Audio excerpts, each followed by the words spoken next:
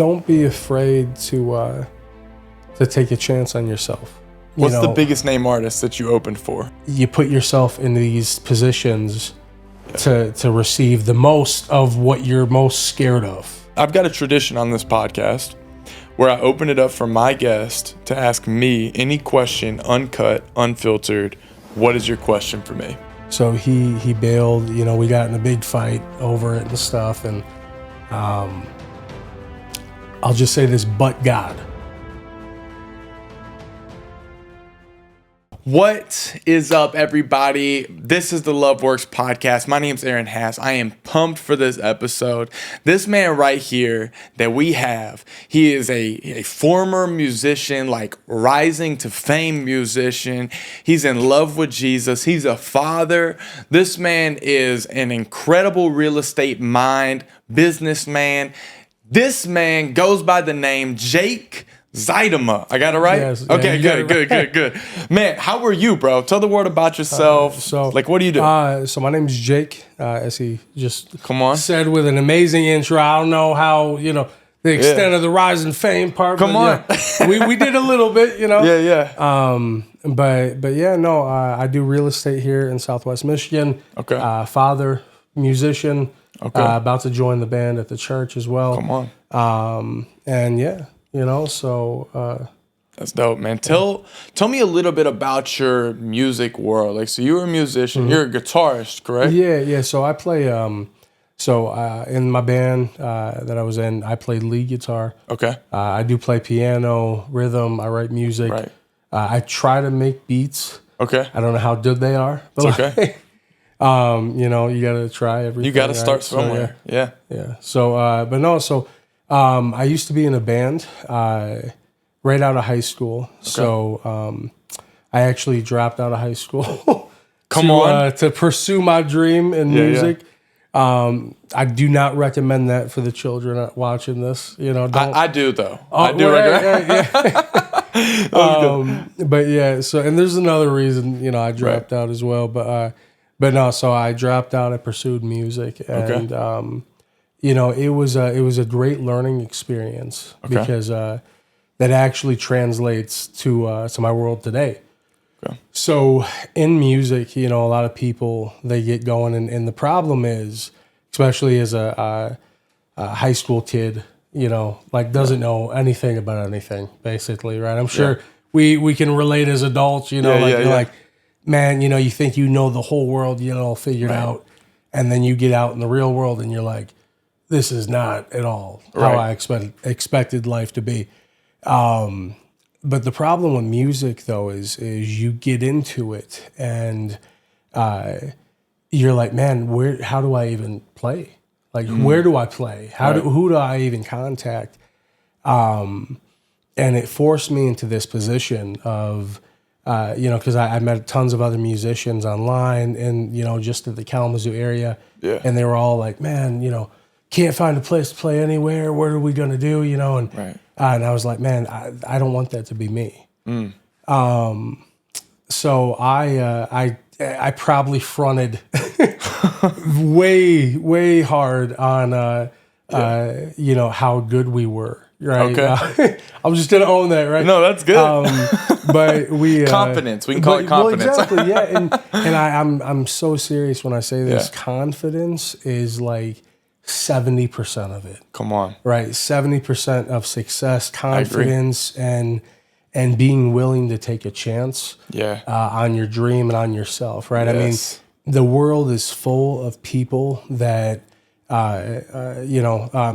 I think Les Brown said, you know who Les Brown is? I don't think I do. So he's a motivational speaker from like the 90s or something like that. Awesome guy. Like whenever you get the chance, check him out. But I will, yeah. He has this really awesome quote. I'm probably going to butcher it. That's okay. It goes something along the lines of like the graveyard is the richest place in ideas and gifts and things that never came to fruition. Jeez. Because so many people don't take a chance on themselves and their dreams. Yeah. And what they're talented at and what they're called to do. Mm-hmm. And they just let it die with them.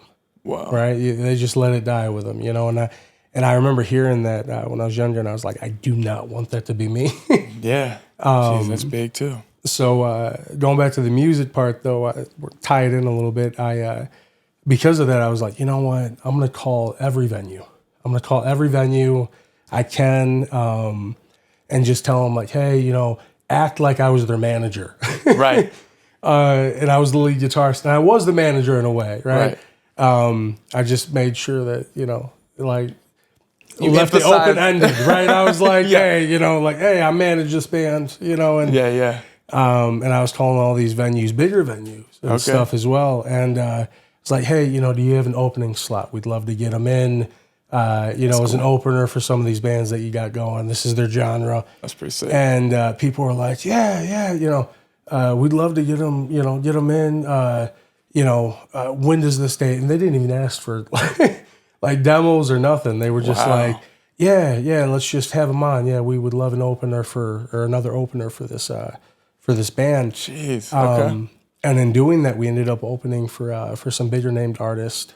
What's the biggest name artist that you opened for? So I would say there's a band named Flaw. Okay. They were big in the late 90s, 2000s. Okay. So think kind of like 2000s rock, like Creed, you know what I mean? Like all that, the good stuff, Come on. But so we got to open up for them. There was a band called A Killer's Confession. The lead singer was for that band was actually the lead singer for a band called Mushroomhead. Right. They were a big like death metal type band. Okay. We actually, it was the weirdest thing.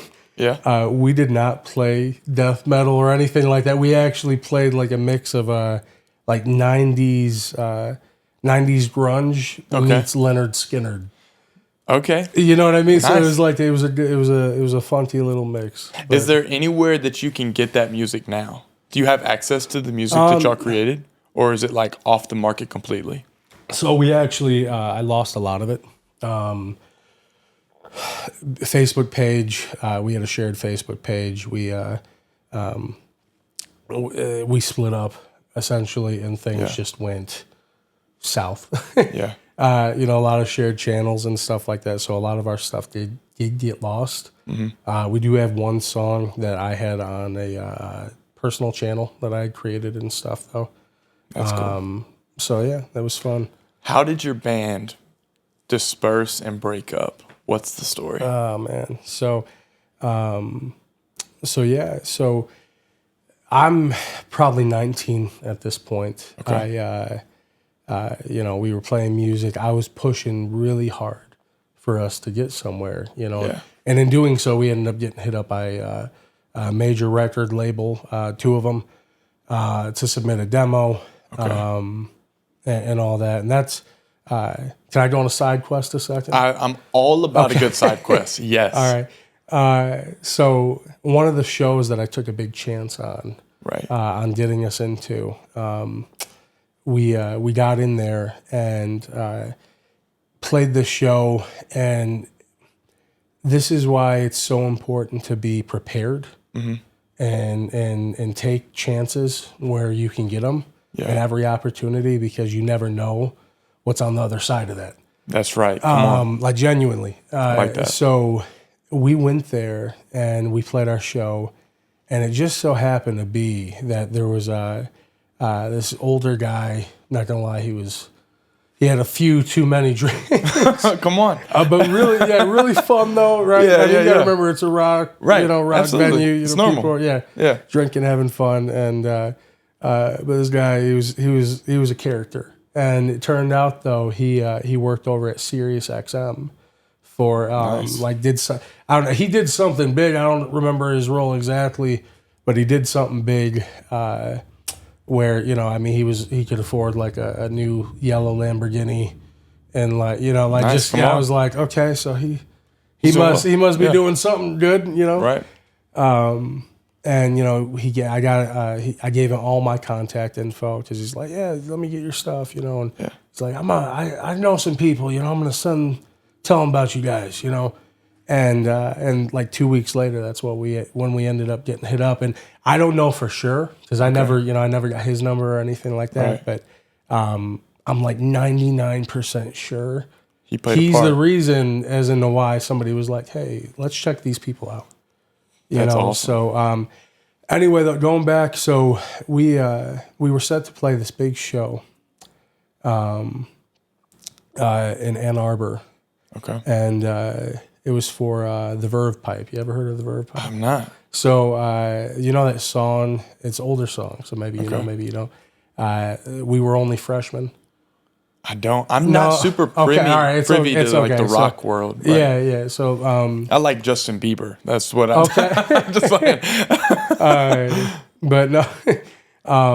So when you get a chance, it was a huge song. I'm sure people on here will know what I'm talking about. They're a little bit older. But so we were supposed to open up for them, and living that lifestyle, the rock lifestyle. Yeah. Comes with, a lot of things that I'm sure you can assume, right? I mean, absolutely. Just going to own up to it. It comes. We were living that lifestyle of getting involved with drugs and alcohol and just things that we probably shouldn't have been getting involved with. And we were supposed to play, and my buddy, and this he's like a brother to me. Right. And I think he was just really nervous because it was a huge show. Mm-hmm. And he bailed. He went to go, he didn't want to do it. He was like, man, I don't feel like I can do this. Jeez. And so he bailed. We got in a big fight over it and stuff. And I'll just say this, but God. Yeah. But God. So right after that happened, I actually found out I was going to be a dad. Mm. God, I just remember thinking to myself, I was like, man, I got a huge decision to make right now. Because we were in the talks of like, man, do we get it back together? Right. Do we try? Or do we just let it die, kind of? And it reminds me of this story. And I'm not like, I'm nowhere near to the guy Elisha. Right. I think it is, right? Yeah. At all. But like, it just reminds me of like, he had that decision to make. Yeah. Where Elijah, and I always mix them up. I know. I don't know why God was like. It's like, why did you put two people with almost the exact same name together? Yeah. That's how I know God has a sense of humor. Exactly. He's like, what'll be fun is when the preachers are up there preaching about Elijah and Elisha. Right? Exactly. Yeah, try to figure out which one we're talking about. Yeah. But it reminds me of that story where Elisha had a decision to make. Elijah called him, out on, he was plowing his parents' field, I believe. And he's like, hey, come follow me. Yeah. And Elijah burned his field, took all of his animals, made a big feast for everybody and left. And he burned everything, like basically took everything out of his old life. So there was nothing to go back to. Wow. And he made the decision to follow Elijah. And for me, that's what that decision was a decision to walk away. I remember I left because I was living with my friend. I was living with my friend at the time, the guy I was in the band with. Yeah. The drummer? And, no, he was the singer. Oh, this was the singer. Yeah. So the drummer's the one that left, right? No. So the singer is. The singer, yeah. So the person you're living with is the one that bailed on you. Yeah. Wow. Okay. And it's one of those, looking back, like, he's like a brother to me. Right. Like, genuinely. And there's a story there I'm sure we'll get into. Yeah. It's just a very powerful story and testament to God. Come on. As well. But yeah, so I was living with him, and I just remember, I was at my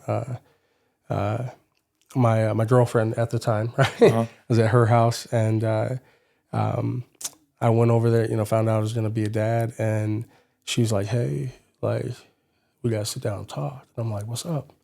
And she's like, I'm pregnant. And I'm like, okay. And, at this point I was involved with drugs. I was, living that kind of party lifestyle. And I just remember thinking to myself, I was like, man, this is not the man or the father I'm going to be at all.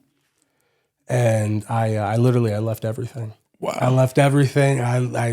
You never went back. I never went back. All that You stuff, just like all stopped. my stuff, I don't even know where it is. Wow. It was gone. And I was like, hey, like, look, like I got to stay here for a little bit. Yeah. And like, I'm leaving everything behind. That's crazy. And, you know, because I refuse to be that. You know, I think a lot of us have those defining moments in our life that kind of like, yes. You have a fork in the road. Yep. You know what I mean? You can go this way or you can go that way. Absolutely. And each leads to an entirely different path. And that's incredible. I'm very blessed that God put it on my heart, you know, to make, you know, that decision. Absolutely. You know, so. Dude, that is insane to me. You left you never went back to drugs. No. Did you do you ever have the craving today to go back? So no, actually, so it's incredible. It's and again, that's the weirdest thing to even say, right? Because I know a lot of people struggle with that. For me, it was one of those where, like, if I'm just being honest, right? Like, this is probably gonna sound terrible. Right. You know, I had fun. I did my time kind of. Yeah. But like it never came back to where I was like, man, this is something I want to do because I think what it is like, you know, as a father, you know, of 3 boys, 1 girl. Come on. You know, my first son being a boy, you know, Atticus, and it was such a powerful feeling of like, I could never go back to that. You know what I mean? Like I could never go back to that lifestyle or anything like that. Like literally burn the ships. You know what I mean? But yeah, no, it's weird though. Sometimes there's like certain smells or something like that you get that you're like, kind of brings back the memory. You're like, yep, I know that. I remember that one. Yeah. I remember that one. Yeah. What is your favorite thing about being a father? So you've got 4 kids now. So apparently you loved it enough to do it 3 more times after that. Yeah. So, that's a tough one, man. Yeah. I there's so many things I love about being a dad. And I don't say this because, you know, obviously, we met at church and stuff. It's Love Works podcast. Come on. Yeah. All about Jesus, God, you know, just it's not even all about Jesus. We have conversations about anything. You can say whatever you want on here. All right, then that's a little more freeing though. Yeah. But no, I would say, you know, it's getting to almost have a part in the development of like this tiny person that's going to grow up to be a human being one day. Yeah. And like, you get to have a part in that, you know what I mean? I'm going to use a lot of Bible quotes because I nerd out on this, but it's kind of like, it reminds me of like God and the potter.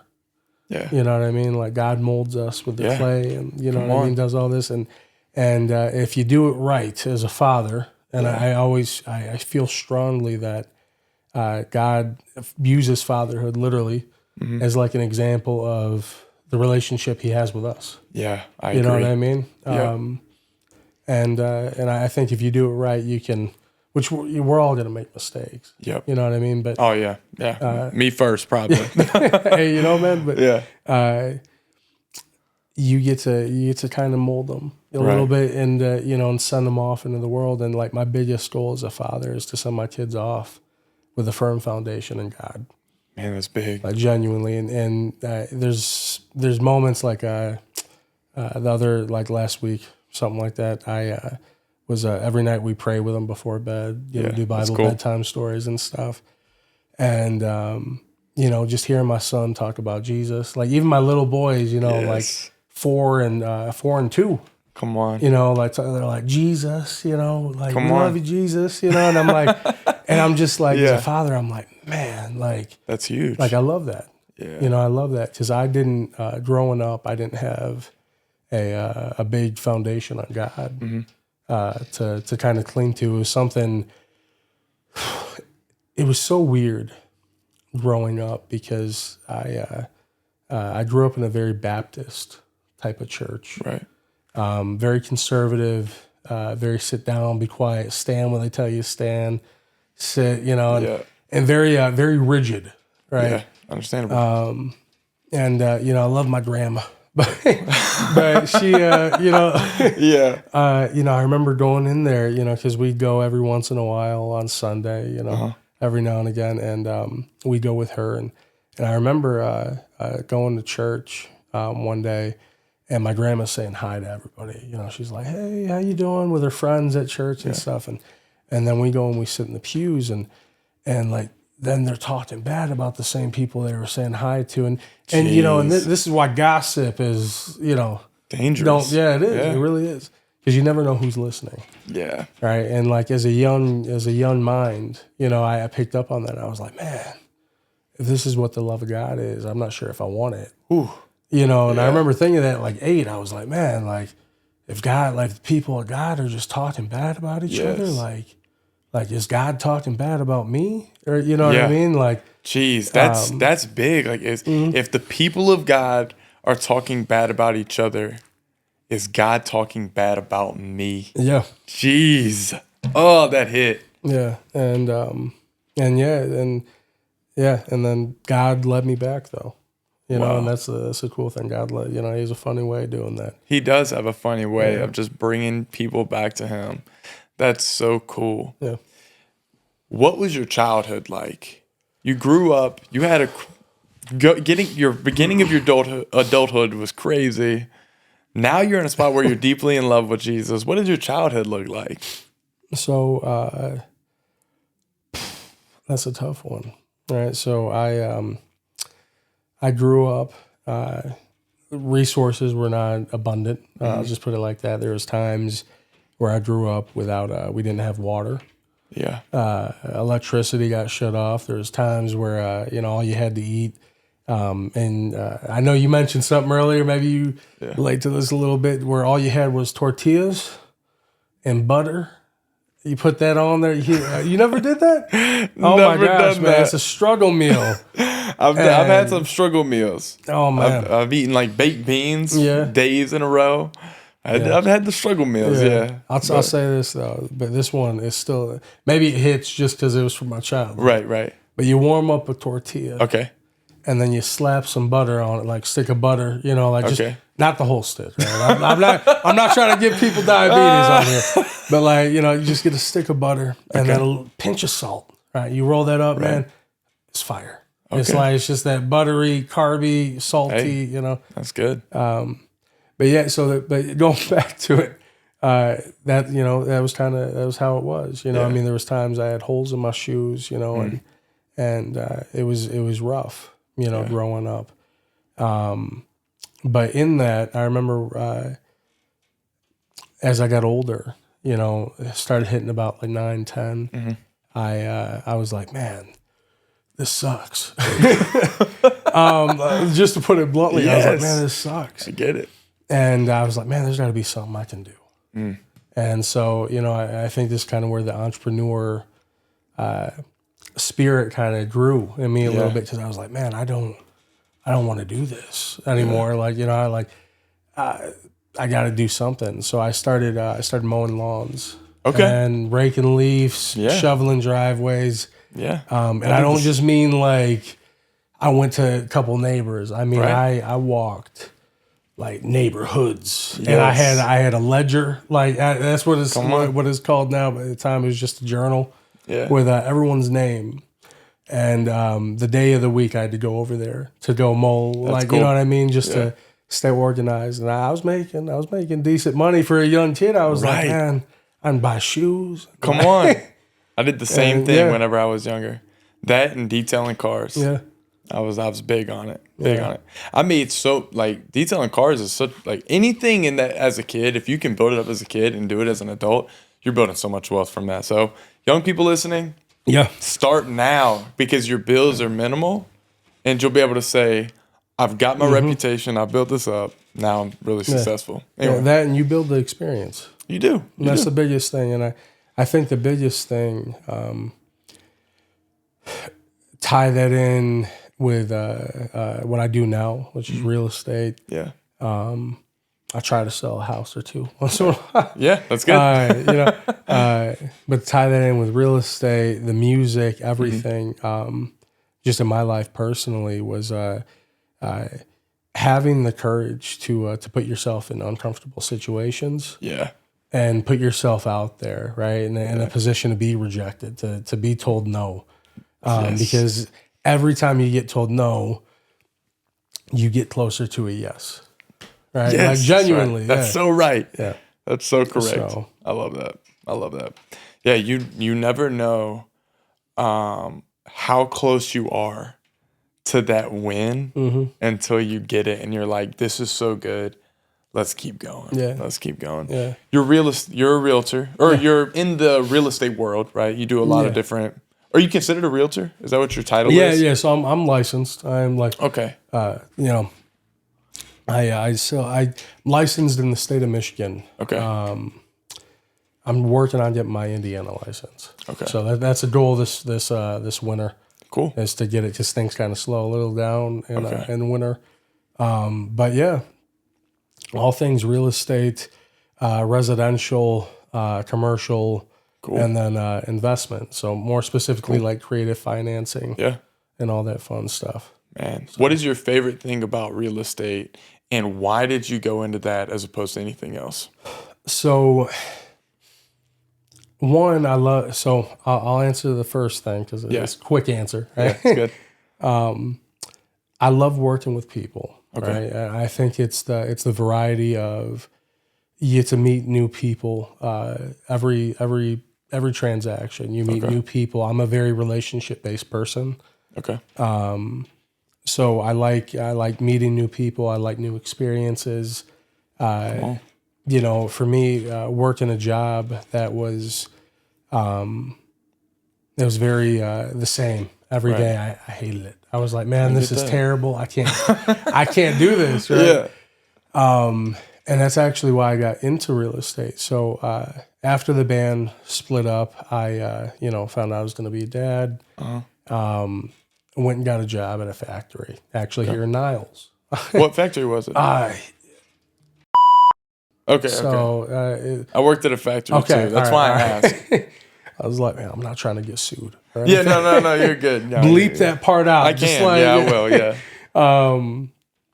But no, so I worked there. And they would sue me, unfortunately. Oh yeah. They'd be like, you're not allowed to. That'd be what happened. So. Just put a beep sound. Yeah, you know what I mean? Just make it fun. Right?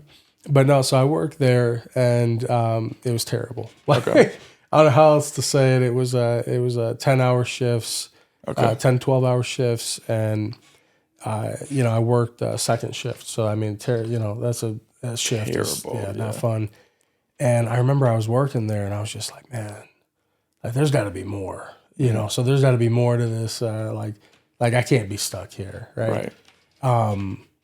And not to use somebody else as like an example, but like I just remember meeting this older gentleman that worked there, and he was miserable. I mean, like he was not happy with his life. You know what I mean? Like some people, you meet them and they're just like, man, like you just tell they don't enjoy what they do. You know what I mean? Yeah. And he was not happy ever. And I was just like, man, like I do not want to be that old guy. Yeah. Later on in life, I can't be stuck here. So I actually started a painting company because I was like, man, this has got to be the easiest point of entry to like construction, remodeling type stuff. Yeah. I was like, I know how to use a paintbrush. Right? Come on. And so I started doing that, and then I was like, man, I like working with people. Yeah. Kind of getting tired of the painting thing, but I like working with people, right? Yeah. And that led into real estate, because real estate, the fun thing with real estate is no matter where you are, whether you're a realtor or you're a investor or just a buyer in general, right? Like if you own real estate, there's no cap to how much you can make or how much you can grow, because real estate is everywhere. That's right. You know what I mean? Real estate is everywhere. So It's big.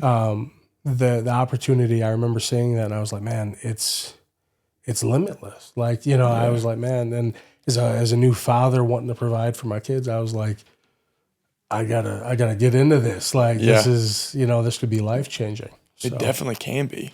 Yeah, I know some realtors, and they're like, most of the realtors I know really love what they do. Yeah. And the ones that don't learn pretty quickly that they don't love it and they stop doing it. So once you go a few months, maybe not selling a house, it might not be for you, you know?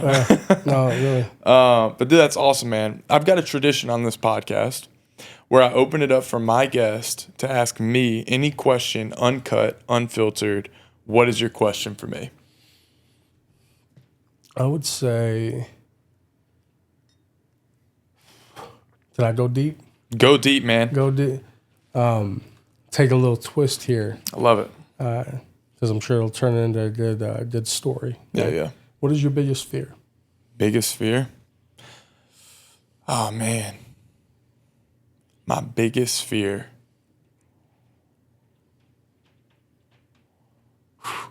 There's a lot of avenues I think I could take with this.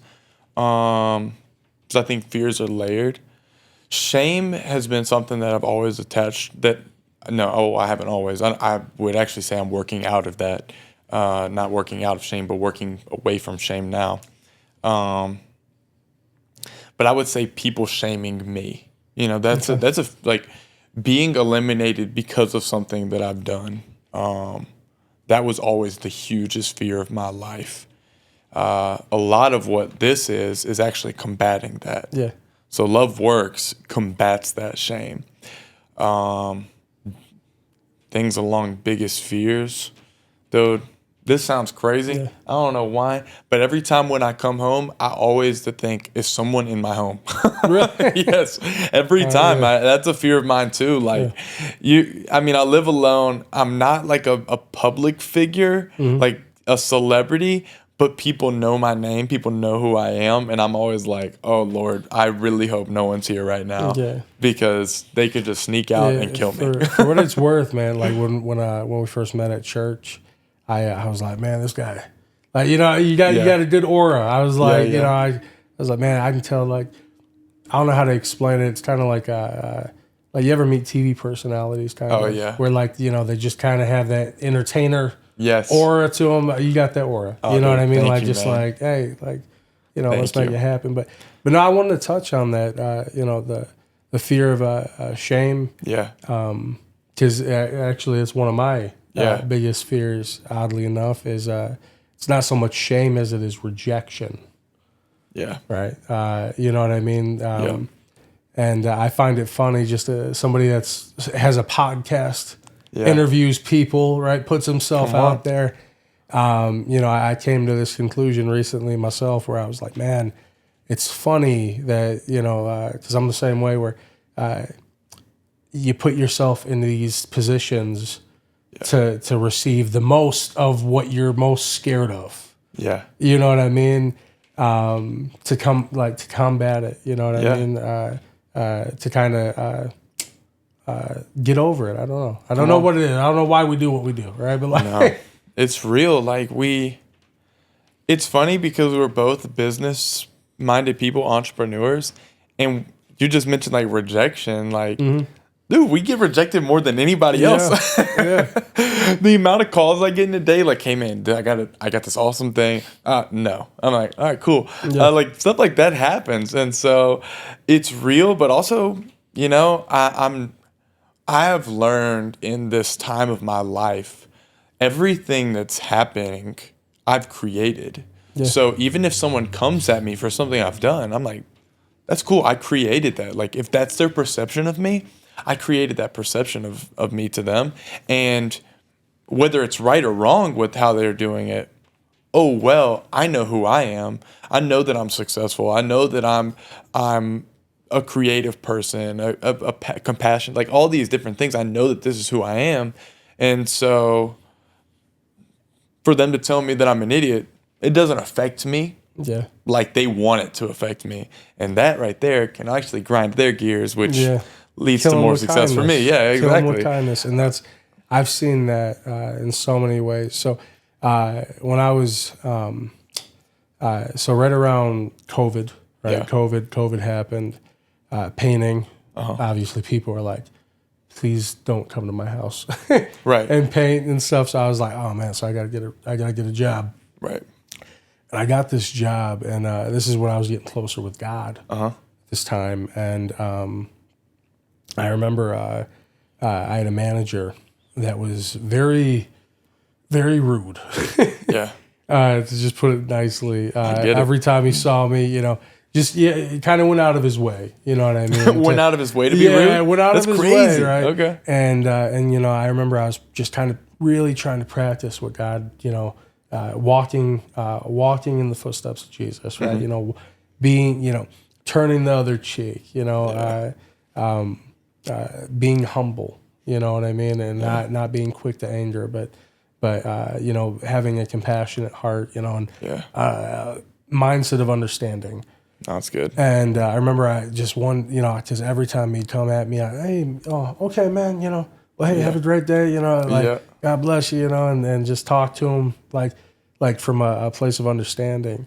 I remember one day he was red in the face because he, was like coming telling me to do something, and I said that, and I was like, hey, well, God bless you, and then he turned around, he's like, dude, what, why are you so nice when I'm so mean?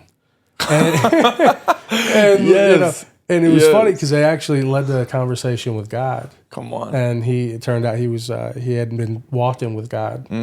And he's like, I feel like, I've been feeling like I need to get closer with God. And I was like, man, and it's funny because you never know where that killing them with kindness can lead. Yes. I love that, dude. You never know. You never know how far your kindness will go. And at the very, very, very, very least, you at least know that it's helping you. Because the truth of the matter is, like, when you're speaking kindness over someone else, now you're experiencing that same kindness because it's coming out of your mouth. So it's like, hey, man, you got fire shoes on today. Like, man, I like your shoes. Dude, now you're like, man, I'm doing something impactful so you feel good. Yeah. That's big. Burlington. Oh. Yeah, Burlington. You a Burlington fan? Oh my gosh, man, I love Burlington. Yeah? I used to go all these other stores, and because I'm big boned, as they put it, right? Yeah, no, so good. it's a little difficult to find, and I was like, man, they want $60 for a T-shirt in some of these places. And I was like, dude, there ain't no way. Like, I gotta lose weight. Yeah. Or find another place, and I found another place. Yeah, there you go. I was not ready to put that. I liked what I ate at the time, but yeah, I get it. But no, and then I found Burlington. I was like, man, this is like discounts for days. Come on, I'm all about a good discount. So, I love it. Hey, for any closing thoughts for the people, if you could leave the world with anything to maybe help them or impact them, what would you share with them right now? That's a solid question. Yeah. That you Thank got you. There. I would say don't be afraid to take a chance on yourself. Yeah. Because you never know where that's going to lead you in your life. And I know it sounds super cliche. Yeah. You know what I mean? That was good though. But like even like Nike, like yeah, like the Just Do It sign, logo and stuff, but like genuinely, like just pursue the things that you want to pursue, right, in life, because you never know what God has in store for you on the other side of it. It kind of reminds me of the story of Joseph in the Bible, right? So like Joseph. You know the story of Joseph? Oh, yeah. Yeah. So, like, Joseph was the youngest sibling, older brothers, but he was definitely the favorite son, right? Yeah. It was very much so implied. He got the coat of many colors, and his dad was always hyping him up. Obviously his older brothers were jealous. Yeah. And